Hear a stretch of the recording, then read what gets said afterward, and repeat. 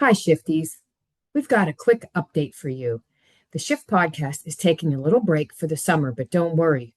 We'll be back in the fall with all new episodes. In the meantime, we won't leave you hanging. What we'll do is be replaying some of our most popular episodes so you can catch the ones you missed or revisit your favorites. Thanks so much for listening, and we'll see you in the fall. The Shift is brought to you by Joy Metrics. Welcome to The Shift. I'm Dr. Andrea Coyle. Welcome back, Shifties, to the next The Shift podcast. It's a really exciting month. November is the 25th anniversary of the Daisy Foundation, and we're celebrating big here at SE Healthcare and on the Shift podcast. And this month, what we've decided to do is we kicked it off with Bonnie Barnes, the co-founder of the Daisy Foundation, and now we're meeting with incredible Daisy honorees. And just for you folks out there listening, I'm also a Daisy honoree. It really helped me shift how I thought about things. And I'm thrilled and excited to bring along Allison Eastman from Connecticut Children's, and she's a Daisy honoree. First of all, Allison, just do a quick introduction, and then I'm going to read your nomination. Thank you so much for having me. So my name is Allison Eastman. I am the nursing manager of the Central Staffing Office at Connecticut Children's. I've been a nurse for about 15 years at this point, which seems like such a long time. And I have had the pleasure of working in an adult hospital and then transitioned to Connecticut Children's just over 8 years ago. And I've loved working here. I worked as a staff nurse, and then I worked as a nursing operations leader, a team lead, and now I'm in the role of nursing manager of the Central Staffing Office, and had the privilege of receiving the Daisy Leader Award this year from Connecticut Children's. And I am so excited to be here with you today. I'm so excited to have you. And I did mention I'm a Daisy honoree, and I also received the Daisy Leader Award. I was the Professional Excellence and Magnet Program Director. So we're going to talk about how it helped shift how we think about things and how exciting it was. But congratulations to be here. I'm going to share the nomination, and I'm thrilled to do this. Allison has truly changed the entire Central Staffing Office when she became our manager. Allison was born a leader and slowly transitioned into leadership over the last few years in taking over as bed manager. In the years following, Allison took on a lead position in the CSO, and there she really started to shine. While working as both bed manager and lead, Allison took on the role of being our leader.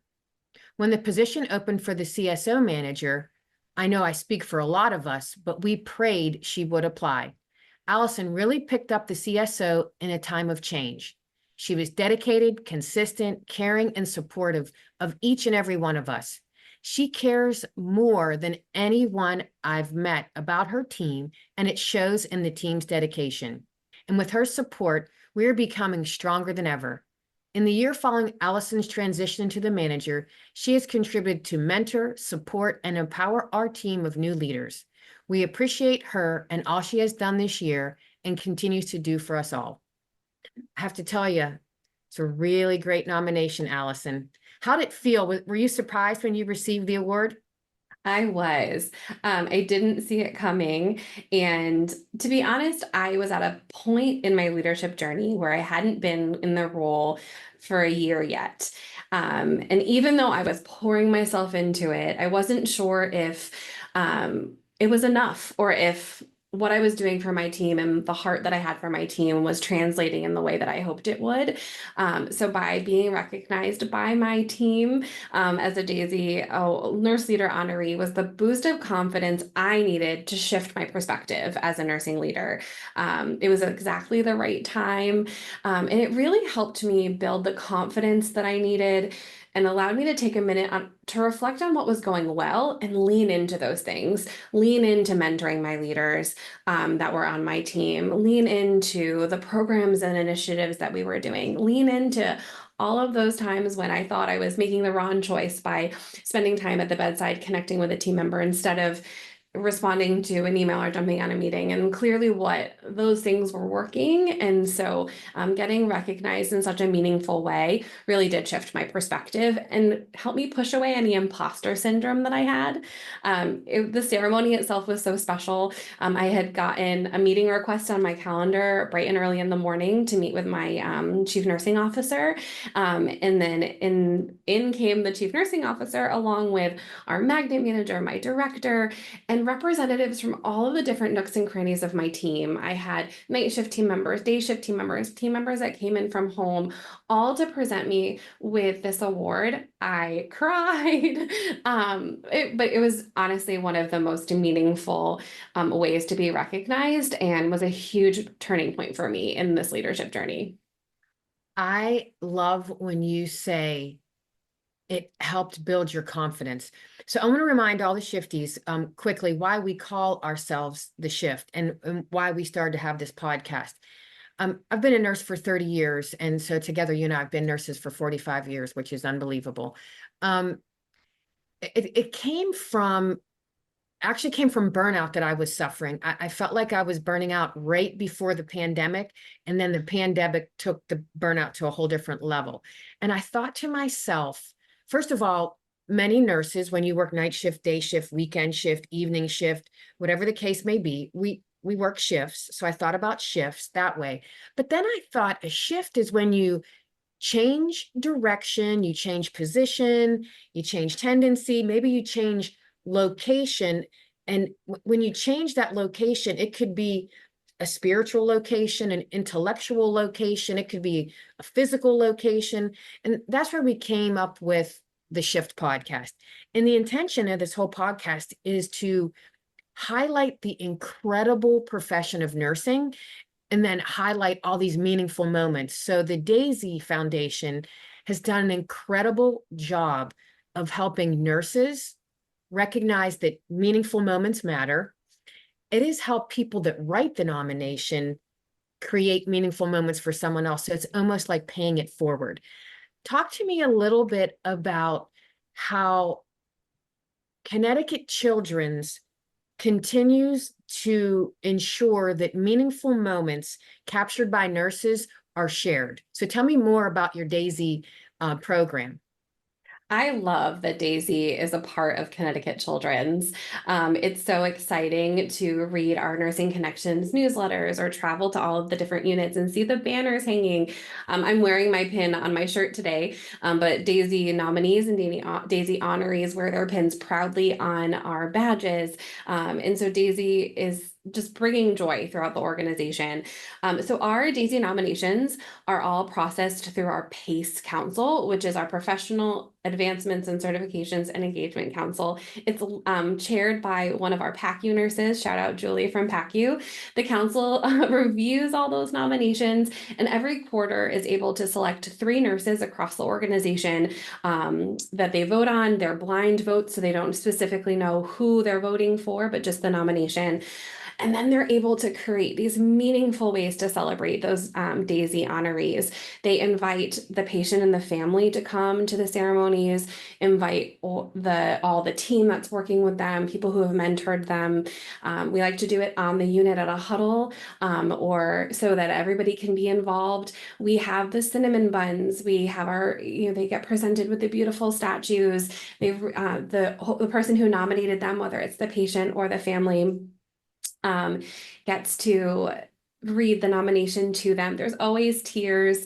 And then afterwards, the excitement of looking at all the benefits to the honorees. And I think I have found that most people who have been nominated or honored as a Daisy, then their mission is to make sure other people are also honored and nominated, whether it's talking up to a patient family. Hey, I saw that you had John today as your nurse. He's fantastic. They hear a special story that 6-year-old told about John taking care of them. And then they're able to say, hey, so here on the TV here in your Get Well Network, this is how you can nominate John for a Daisy Award. And then if he gets it, we'll bring you back and you can help us celebrate. And so it's really passing that on. I really loved what you said about meaningful for team members to encourage others and recognize other people. I think that at Connecticut Children's, both with Daisy and other awards and recognitions we have, I think that's been so powerful for us in creating a culture of kindness, a one team culture that really is shifting everyone away from focusing on the negatives or the frustrating things and on what are we doing well, what can we celebrate. And so then as far as the Daisy Leader Award goes, it's also done quarterly here, picked by our director and our CNO group. And so there are a group of us who have been honored, and I am so excited because I nominated one of the leaders that's on my team for a Daisy Award in the future. So I'm excited to see if she is selected because I again want to pass it on. The Shift is brought to you by SE Healthcare. Is burnout costing your organization its best nurses? How do you know?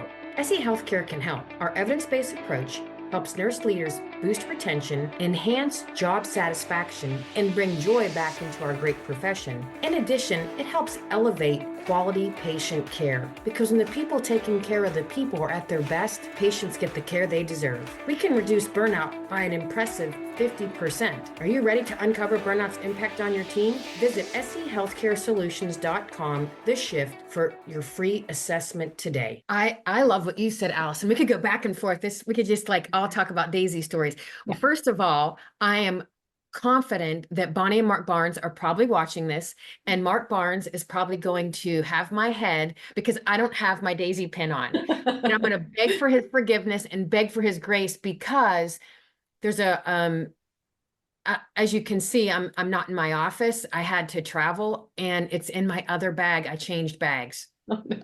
So please give me some grace. And typically when I film this, my Daisy Award, much like yours, is in the background. So Mark, please have grace on me. I'm sorry.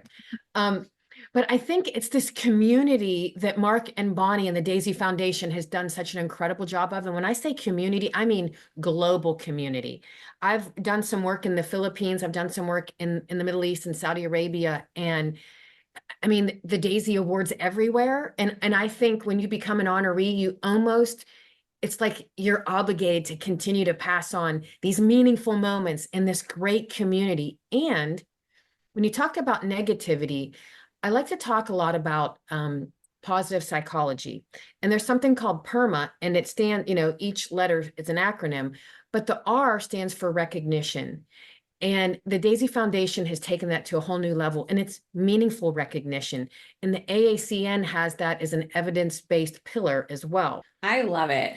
I even think just hearing from the perspective of the patient, understanding, especially working in pediatrics, hearing children share about why a caregiver meant so much to them is so impactful, because it's not always to them the medication that they received on time or the skill in which they had a procedure done. It's this nurse played a game with me. This nurse explained something to me, and we made a silly song every time we had to do my central line dressing. Okay, we typically end these, Allison, with 3 takeaways. And the takeaways can be what the Daisy Award meant to you, already said, or being a Daisy honoree meant to you. You already mentioned the confidence piece, which when we've met and spoke before, that just really resonated with me.